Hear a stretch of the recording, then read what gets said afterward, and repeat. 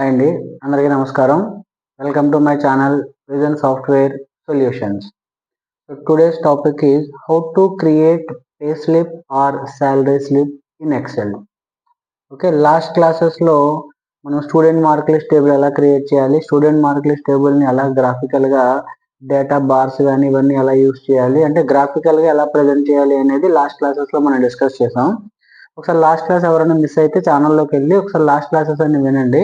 Day 1, day 2, day 3 XL classes day 1, day 2, day 3, day 4 అని ఉంటాయి. So previous classes విన్నాక ఈ క్లాస్ వినండి. సో మీకు నెక్స్ట్ ఫర్దర్ క్లాసెస్ అన్ని ఈజీగా అర్థం అవుతాయి. సో డైరెక్ట్గా ఫస్ట్ క్లాస్ వింటే మీకు కొంచెం కన్ఫ్యూజ్ అవుతారు. సో ప్రీవియస్ క్లాసెస్ వినండి. క్లాసెస్ విన్న తర్వాత మీకు ఆ వీడియోస్ నచ్చితే లైక్ చేయండి. లైక్ చేస్తే వీడియో అనేది ఎక్కువ మందికి షేర్ అవుతుంది. ఓకే, సో అలానే నా వీడియో కనుక మీకు నచ్చితే లైక్ చేయండి, అలానే షేర్ చేయండి. ఫర్దర్ వీడియోస్ కోసం ఛానల్ని సబ్స్క్రైబ్ చేసుకోండి. ఓకే, సో ఈరోజు టాపిక్ వచ్చేసి pay slip. So pay slip అంటే ఏంటి చూడండి. ఇక్కడ ఆల్రెడీ నేను ఒక ఫార్మేట్ అనేది క్రియేట్ చేసి పెట్టాను. చూడండి, పే స్లిప్ అంటే ఏంటి అంటే జనరల్గా స్టూడెంట్స్ ఎంప్లాయీస్ ఉంటారు కదా, ఎంప్లాయీస్కి శాలరీ వస్తుంది కదండి. ఎంప్లాయీస్కి శాలరీ వస్తుంది కదా, ఎంప్లాయీ శాలరీ అనేది ఏమవుతుంది, డైరెక్ట్గా బ్యాంక్లో క్రెడిట్ అవుతుంది. సో వాళ్ళ టోటల్ శాలరీ అంటే ఇక్కడ గ్రాస్ శాలరీ, నెట్ శాలరీ అని చెప్పి రెండు ఉంటాయి. ఓకే, గ్రాస్ శాలరీ అంటే ఏంటి, నెట్ శాలరీ అంటే ఏంటి. అలానే ఎంప్లాయీకి జాయిన్ అయినప్పుడు ఫర్ ఎగ్జాంపుల్ ఎంప్లాయీ శాలరీ 50,000 అనుకోండి, వాడికి అమౌంట్ బ్యాంక్లో 40,000 క్రెడిట్ అయింది. సో టోటల్ శాలరీ 50,000, బట్ ఎంప్లాయీకి క్రెడిట్ అయింది ఎంత, 40,000. So what about 10,000? మరి 10,000 ఏమైంది? సో ఆ 10,000లో ఏముంటాయి, పిఎఫ్ కటింగ్స్ ఉంటాయి, లీవ్స్ కటింగ్స్ ఉంటాయి, లోన్స్ కటింగ్స్ ఉంటాయి, అలానే అలవెన్సెస్ ఇవన్నీ ఉంటాయి కదా, కంపెనీ కట్ చేసుకునే కొన్ని పేమెంట్స్ ఉంటాయి, ట్యాక్సెస్ కానీ ఇవన్నీ కూడా. సో అవన్నీ కట్ అయ్యి రిమైనింగ్ అమౌంట్ బ్యాంక్లో డిపాజిట్ చేస్తారు. అయితే మరి ఎంప్లాయీకి ఇన్ఫర్మేషన్ చెప్పాలి కదా, సో నీ శాలరీ ఎంత, ఈ మంత్ ఎంత కట్ అయింది, నీకు ఎంత శాలరీ వచ్చింది అని చెప్పి ఎంప్లాయీకి ఇన్ఫార్మ్ చేయాలి. సో దానికోసం కంపెనీస్ ఏం చేస్తాయి, ఒక చిన్న స్లిప్ అనేది క్రియేట్ చేసి ఇస్తాయి. దాన్ని pay slip or salary slip అంటారు.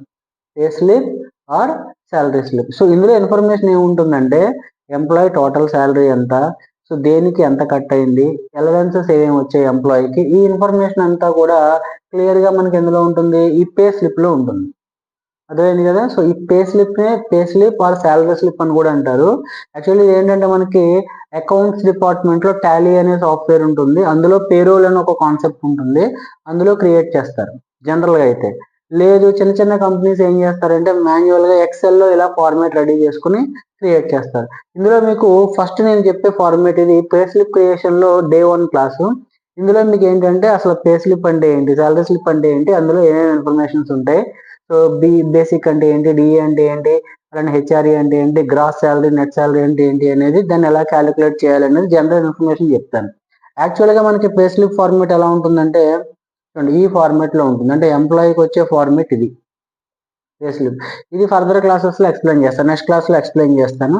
జస్ట్ ఈ రోజు క్లాసులో అసలు పే స్లిప్ అంటే ఏంటి, అందులో ఇన్ఫర్మేషన్ ఏమేమి ఉంటుంది. సో మీరు ఏ ఎంప్లాయీనైనా తీసుకోండి, సో కంపెనీ ఏదైనా తీసుకోండి, ప్రతి కంపెనీకి ఏంటంటే ఒక పేరోల్ కమిషన్ అనేది ఉంటుంది. అంటే స్టేట్ గవర్నమెంట్, సెంట్రల్ గవర్నమెంట్ కొన్ని పాలసీస్ ఉంటాయి, పేరోల్ పాలసీస్. అవేంటి అంటే ఏది ఎంత, పిఎఫ్ ఉంది, ప్రావిడెంట్ ఫండ్, సో ఎంత కట్ చేయాలి, ఎంత పర్సంటేజ్ కట్ చేయాలి. అలానే హెచ్ఆర్ఏ ఉంటుంది, హౌస్ రెంట్ అలవెన్సెస్. అంటే కొన్ని కంపెనీస్ ఏం చేస్తాయి, ఎంప్లాయీస్కి హౌస్ రెంట్ కూడా పే చేస్తాయి. ఓకే, సో ఏది ఎంత పర్సంటేజ్ పే చేయాలి, కంపెనీ ఎంత పే చేయాలి, ఎంప్లాయీ శాలరీ నుంచి ఎంత కట్ చేయాలి అనేది ఇదంతా కూడా పేరోల్ కమిషన్ అనేది ఉంటుంది, state government or central government దాన్ని ఫాలో అవుతారు. ఓకే, బేస్డ్ ఆన్ దట్ మనకి ఏంటంటే ఈ పే స్లిప్ అనేది క్రియేట్ చేస్తాం. ఓకే, అసలు ఈ పే స్లిప్లో మనకి ఇన్ఫర్మేషన్ ఏముంటుంది. First of all gross salary అంటే ఏంటి, నెట్ శాలరీ అంటే ఏంటి. సో గ్రాస్ శాలరీ అంటే ఏంటి అంటే ఎంప్లాయీకి వచ్చే టోటల్ శాలరీ. ఇక్కడ శాలరీలో మనకి అలవెన్సెస్ ఉంటాయి, అంటే ఎర్నింగ్స్ ఉంటాయి, డిడక్షన్స్ ఉంటాయి. సో ఎర్నింగ్ అంటే ఏంటి, ఎంప్లాయీకి వచ్చేది. ఓకే, డిడక్షన్స్ అంటే ఏంటి, ఎంప్లాయీ శాలరీ నుంచి కట్ అయ్యేది. సో ఎర్నింగ్స్ ఉంటాయి, డిడక్షన్స్ ఉంటాయి. సో ఎర్నింగ్స్లో ఏమేమి ఉంటాయి మనకి, అలవెన్సెస్. అంటే ఇప్పుడు ఫర్ ఎగ్జాంపుల్ చూడండి, ఎంప్లాయీ జాయిన్ అయినప్పుడు బేసిక్ శాలరీ ఉంటుంది. అంటే ఎంప్లాయీ కంపెనీలో జాయిన్ అవ్వగానే ఫస్ట్ ఎంప్లాయీకి ఏంటి, వాడి ఎక్స్పీరియన్స్ని బట్టి, వాడు వర్క్ చేసే డిపార్ట్మెంట్ని బట్టి కంపెనీ ఏం చేస్తుంది, వాడికి ఒక ఫిక్స్డ్ శాలరీ అనేది డిసైడ్ చేస్తుంది. దాన్ని బేసిక్ శాలరీ అంటారు. ఓకే, దాని తర్వాత DA, dearness allowance, HRA, house rent allowance, travelling allowance, allowances ఇంకా చాలా ఉంటాయి. నేను ఎగ్జాంపుల్ ఇక్కడ కొన్ని తీసుకున్నాను. డిఏ ఒకటి, హెచ్ఆర్ఏ ఒకటి, ట్రావెలింగ్ అలవెన్సెస్ ఒకటి. అలవెన్స్ అంటే ఎంప్లాయీకి యాడ్ అయ్యేది. So basic plus DA plus HRA plus TA ఇవన్నీ కూడా ఏంటి, ఎంప్లాయీకి వచ్చే శాలరీస్, అలవెన్సెస్ అంటారు. సో వీటన్నిటిని టోటల్ చేస్తే వచ్చేదే గ్రాస్ శాలరీ. గ్రాస్ శాలరీ అంటే ఏంటి, total allowances, simply we can say total earnings.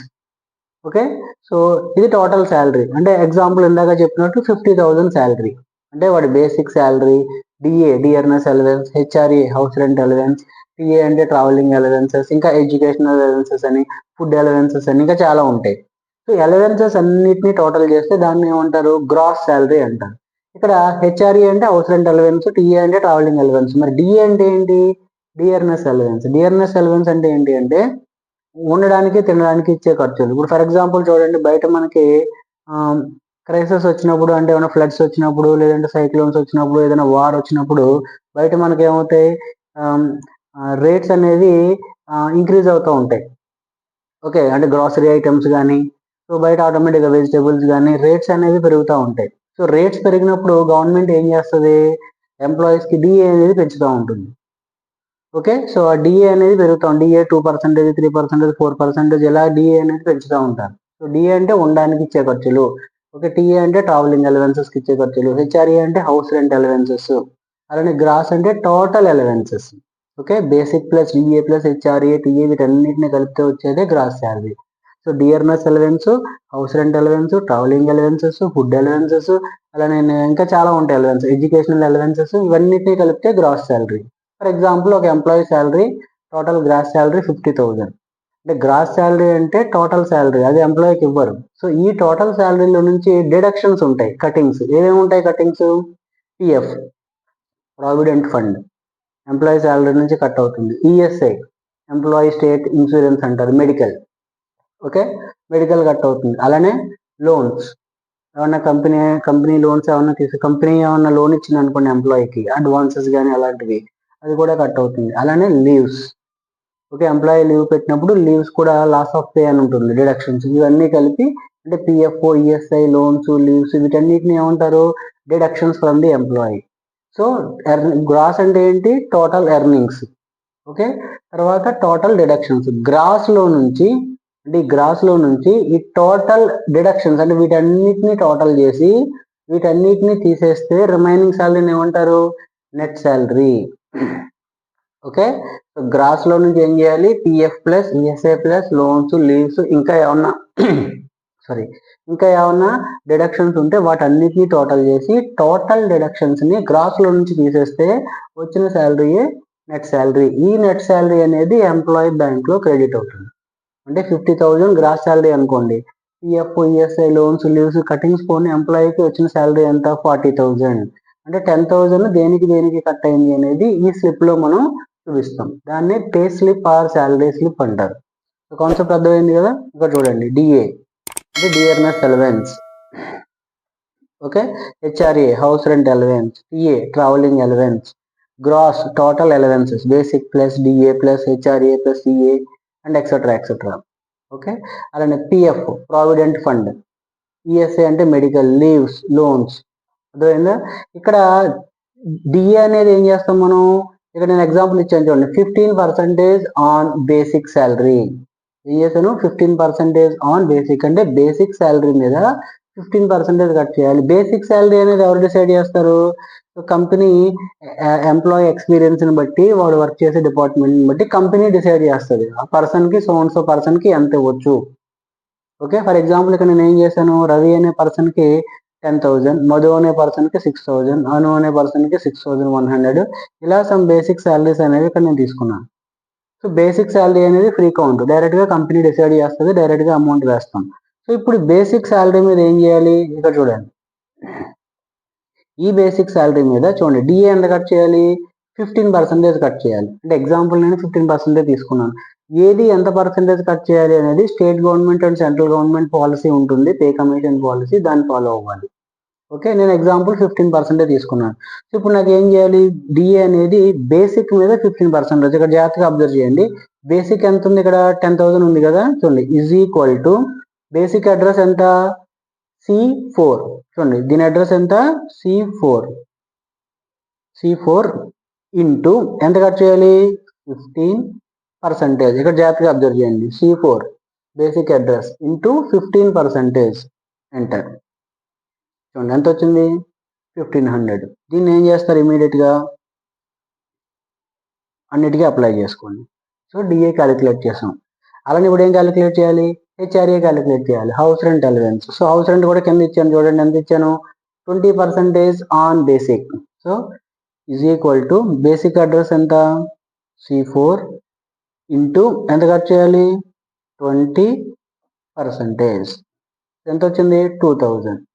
So దీని కిందకి డ్రాగ్ చేయండి. ఓకే. అలానే next travelling allowances. So travelling allowances free count అని ఇచ్చాను. ఫ్రీ కౌంట్ అంటే ఏంటి, ఒక్కొక్కరికి ఒక్కొక్క డిస్టెన్స్, అంటే డిస్టెన్స్ని బట్టి కంపెనీ అనేది ఏం చేస్తుంది, అమౌంట్ ఇస్తుంది.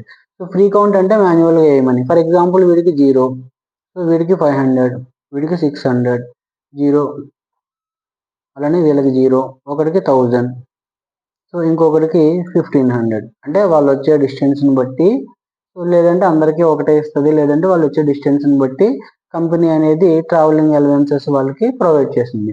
ఎగ్జాంపుల్ నేను కొన్ని వాల్యూస్ తీసుకున్నాను. ఫ్రీ కౌంట్ అంటే డైరెక్ట్గా వేస్తాం. ఓకే. సో బేసిక్ అయిపోయింది, డిఏ అయిపోయింది, హెచ్ఆర్ఏ అయిపోయింది, ట్రావెలింగ్ అలవెన్సెస్ అయిపోయింది. ఇప్పుడు ఏం చేయాలి, గ్రాస్ అనేది క్యాలిక్యులేట్ చేయాలి. సో గ్రాస్ అంటే ఏం చెప్పుకున్నాం ఇందాక, total allowances, basic plus DA plus HRA, అంటే అలవెన్సెస్ అన్ని కలిపితే వచ్చేదే గ్రాస్ శాలరీ. చూడండి ఫార్ములా అప్లై చేస్తున్నాం, is equal to basic address C4 plus DA address C4 plus HRA address. ఇక్కడ హెచ్ఆర్ఏ అంటే దీని అడ్రస్ కాదండి, హెచ్ఆర్ఏ కాలంలో ఉన్న ఫస్ట్ వాల్యూ, ఫస్ట్ రోకి. ఫార్ములా ఎప్పుడు కూడా ఏం చేస్తాం, టేబుల్లో ఫస్ట్ రోకి అప్లై చేస్తాం, దాన్ని డ్రాగ్ చేస్తే రిమైనింగ్ అన్ని రోస్కి అప్లై అవుతుంది. ఇక్కడ హెచ్ఆర్ఏ దీని అడ్రస్ ఎంత, E4 ప్లస్ దీని అడ్రస్ ఎంత, T4. Okay, C4 D4 E4 and F4, T4 కాదు, F4. గ్రీన్ కలర్ కాంబినేషన్ చూపిస్తుంది, బ్లూ, రెడ్, అలానే వైలెట్ అండ్ గ్రీన్. సో ఇది ఎంటర్ ప్రెస్ చేయగానే టోటల్ ఎంత వచ్చింది, 13,500. సో దీని కిందకి డ్రాగ్ చేయండి, వచ్చిందా. ఇది టోటల్ గ్రాస్ శాలరీ. గ్రాస్ అంటే ఏంటి, ఎంప్లాయీకి వచ్చే టోటల్ శాలరీ. ఓకే. ఇప్పుడు నెక్స్ట్ దీని మీద ఏం కట్ అవుతాయి మనకి, గ్రాస్ మీద ఇక్కడ చూడండి, ఇప్పుడు దీని మీద డిడక్షన్స్ ఉంటాయి కదా. సో డిడక్షన్స్ ఏమనుకున్నాం, పిఎఫ్ ఎంత కట్ చేయాలన్నాను, 12% ఆన్ గ్రాస్. కొంతమంది గ్రాస్ మీద కట్ చేస్తారు, కొంతమంది బేసిక్ మీద కట్ చేస్తారు, కొంతమంది బేసిక్ ప్లస్ డిఏ మీద కట్ చేస్తారు. సో నేను ఎగ్జాంపుల్ గ్రాస్ తీసుకుంటున్నాను. ఇక్కడ చూడండి, పిఎఫ్ దేని మీద కట్ చేయాలి, గ్రాస్ మీద. Is equal to gross address ఎంత, G4 ఇంటూ ఎంత పర్సెంటేజ్ కట్ చేయాలి, 12% సింబల్ ఇవ్వాలి. మీరు ఇక్కడ పర్సెంటేజ్ సింబల్ ఇవ్వలేదు అనుకోండి, ఇంటూ 12 అయిపోతుంది. సో 1620 రూపీస్ వచ్చింది. దీని కిందకి డ్రాగ్ చేసుకోండి. Next ESI. సో ఈఎస్ఐ కూడా ఇక్కడ ఎంత ఇచ్చాను నేను, ఈఎస్ఐ మెడికల్ 5% ఆన్ బేసిక్ అని ఇచ్చాను. అంటే బేసిక్ మీద 5% కట్ చేయాలి. So is equal to basic address ఎంత, basic address C4 into 5%. So కిందకి డ్రాగ్ చేస్తున్నాను. లోన్స్ అనేది ఏమి ఇచ్చాను ఇక్కడ నేను, ఫ్రీ కౌంట్ అంటే ఒక్కొక్కరికి ఒక్కొక్క అమౌంట్ ఉంటుంది. సో ఎవరికైనా లోన్స్ ఉంటే ఇవ్వండి. ఒకవేళ లోన్స్ లేవు అనుకోండి, ఫర్ ఎగ్జాంపుల్ వీడికి 500 లోన్ ఉంది, ఒకరికి 1000 ఉంది, ఒకరికి 1500 ఉంది. ఓకే. సో లోన్స్ ఉంటే ఇచ్చుకుంటారు, లేదంటే లేదు. అలానే నెక్స్ట్ లీవ్స్. సో లీవ్స్కి కూడా సపరేట్గా క్యాలిక్యులేషన్ ఉంటుంది, అది నెక్స్ట్ క్లాస్లో చెప్తాను. ప్రజెంట్ అందరికీ లీవ్స్ నేను జీరోస్ వేసేస్తున్నాను. సో ఎవరికి లీవ్స్ అనేది లేదు.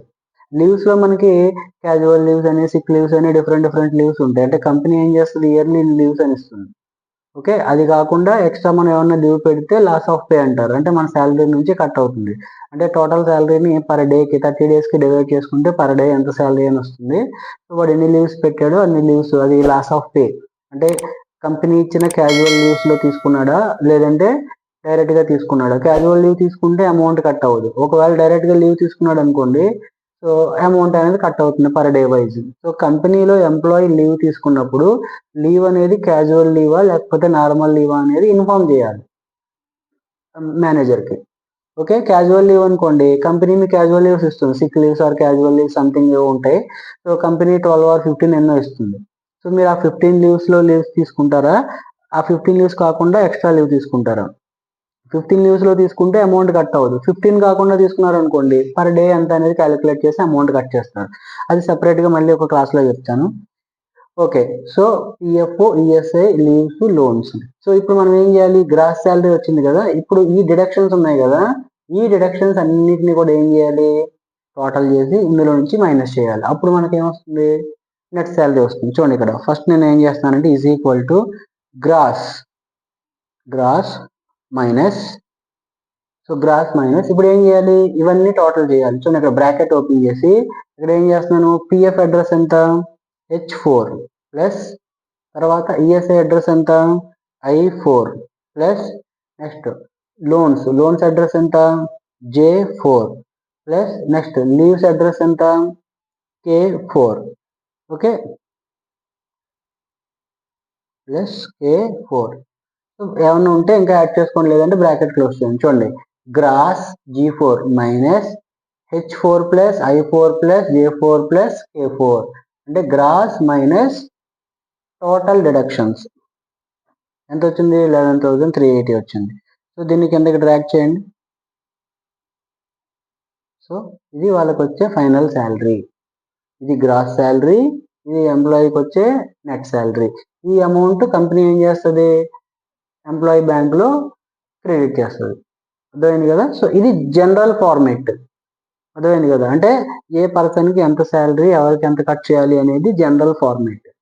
అర్థమైంది కదా. సో ఇందులో మీకు ఇంపార్టెంట్ ఏంటి, డిఏ అంటే ఏంటి, హెచ్ఆర్ఏ అంటే ఏంటి, టీఏ అంటే ఏంటి, అలానే పిఎఫ్ ఎంత కట్ చేయాలి, ఏస్ ఎంత కట్ చేయాలి, లీవ్స్, లోన్స్ ఎలా క్యాలిక్యులేట్ చేయాలి, దేని మీద ఎంత కట్ చేయాలి అనేది జస్ట్ ఐడియా కోసం శాంపుల్గా ఒకసారి చెప్పాను.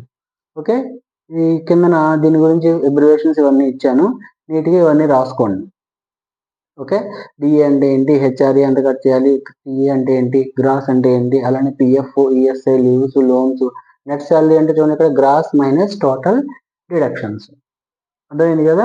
సో ఇది ఇక్కడ మీరు ఇంకొకటి అబ్జర్వ్ చేస్తే, ఇప్పుడు ఇంక్రిమెంట్ ఇస్తారు ఎంప్లాయీస్కి, ఇంక్రిమెంట్ దేని మీద వేస్తారు, బేసిక్ మీద ఇంక్రిమెంట్ వేస్తారు. దేని మీద వేస్తారు, బేసిక్ శాలరీ మీద ఇంక్రిమెంట్. ఇప్పుడు ఫర్ ఎగ్జాంపుల్ చూడండి, వీడి శాలరీ ఎంత, 10,000. సో 10,000 అయితే వీడికి ఎంత వస్తుంది, చూడండి ఇక్కడ రఫ్గా వేస్తున్నాను. So total salary 10,000. సో 10,000 అయితే నెట్ శాలరీ ఎంత వచ్చింది, 11,380 వచ్చింది. ఓకే, ఇక్కడ అబ్జర్వ్ చేయండి, టోటల్ బేసిక్ శాలరీ 10,000 అయితే 11,380 వచ్చింది. ఇప్పుడు నేను ఏం చేశానంటే ఈ బేసిక్ శాలరీ మీద వీటికి ఒక 1,000 రూపీస్ ఇంక్రిమెంట్ వేశారు, అంటే ఎంత, 11,000 అయింది. సో ఇప్పుడు ఏమైంది చూడండి, అంటే చూడండి ఇక్కడ 11,000కి ఎంత వచ్చింది, 12,580. చూడండి 10,000 శాలరీ అయితే 11,380 వచ్చింది, 11,000 శాలరీ అయితే 12,518 వచ్చింది. అంటే ఇక్కడ మనం జస్ట్ 1,000 రూపీసే పెంచాం, కానీ ఆ 1,000 రూపీస్ బేస్ చేసుకుని డిఏ పెరుగుతుంది, హెచ్ఆర్ఏ పెరుగుతుంది, టీఏ పెరుగుతుంది, ఇవన్నీ పెరుగుతాయి కదా. అర్థమైందా కాన్సెప్ట్. ఇక్కడ చూడండి టీఏ ఫార్ములా డిలీట్ అయిపోయింది. సో మళ్ళీ టీఏ ఫార్ములా ఏమి ఇచ్చాను, is equal to basic, sorry TA అనేది డైరెక్ట్గా కదా వేసాం, sorry travelling allowances. Okay, so మీరు ఇది పెంచారనుకోండి, బేసిక్ అనేది పెరిగితే ఆటోమేటిక్గా ఏమవుతుంది, డిఏ పెరుగుతుంది, హెచ్ఆర్ఏ పెరుగుతుంది, టీఏ పెరుగుతుంది. సో ఈ మూడు పెరుగుతాయి, ఆటోమేటిక్గా మీకు వాల్యూ అనేది పెరుగుతుంది. అంటే ఇక్కడ చూడండి 10,000కి 11,000కి 1,000 రూపీస్ డిఫరెన్స్. ఇక్కడ చూడండి ఎంత పెరిగింది, అరౌండ్ 1,200 పెరిగింది, 1,000 చేంజ్ పెరిగింది. అంటే ఏంటి, మరి బేసిక్ యాడ్ అవుతుంది కదా, డిఏ యాడ్ అవుతుంది కదా, హెచ్ఆర్ఏ యాడ్ అవుతుంది కదా, టీఏ యాడ్ అవుతుంది కదా. సో అది కాన్సెప్ట్. అదేవిధంగా మనకి ఇంక్రిమెంట్ ఎలా వేస్తారు, 1,000 రూపీస్, 2,000 రూపీస్, 1,500 రూపీస్ వేస్తారు. సో అది బేసిక్ మీద యాడ్ చేస్తే ఆటోమేటిక్గా రిమైనింగ్ అన్ని కూడా పెరుగుతాయి. సో ఇది basic calculation, pay slip calculation, pay slip or salary slip. Okay, so నీట్గా చూడండి, క్లాస్ అంతా వినండి, ఇవన్నీ క్లియర్గా. ఫస్ట్ మీకు డిఏ అంటే ఏంటి, హెచ్ఆర్ఏ అంటే ఏంటి, ఇవన్నీ తెలియాలి ఫస్ట్. ఇవన్నీ నీట్గా అండర్స్టాండ్ చేసుకొని ఒకసారి ఫార్మేట్ క్రియేట్ చేసి చూసుకోండి. యాక్చువల్లీ ఇది రెగ్యులర్ ఫార్మేట్ కాదు. సో రెగ్యులర్ ఫార్మేట్ ఎలా ఉంటుంది, ఇది రెగ్యులర్ ఫార్మేట్. సో ఇది ఎలా క్రియేట్ చేయాలనేది నెక్స్ట్ క్లాస్లో చూపిస్తాను మీకు. ఓకే అండి, సో క్లాస్ అనేది స్టార్టింగ్ నుంచి ఎండింగ్ వరకు క్లియర్గా ఫాలో అవ్వండి. సో ఏమైనా డౌట్స్ ఉంటే కామెంట్ చేయండి. నా క్లాస్ కనుక మీకు నచ్చితే లైక్ చేయండి, షేర్ చేయండి. సో ఫర్దర్ వీడియోస్ కోసం ఛానల్ని సబ్స్క్రైబ్ చేసుకోండి. ఓకే. థ్యాంక్ యూ అండి.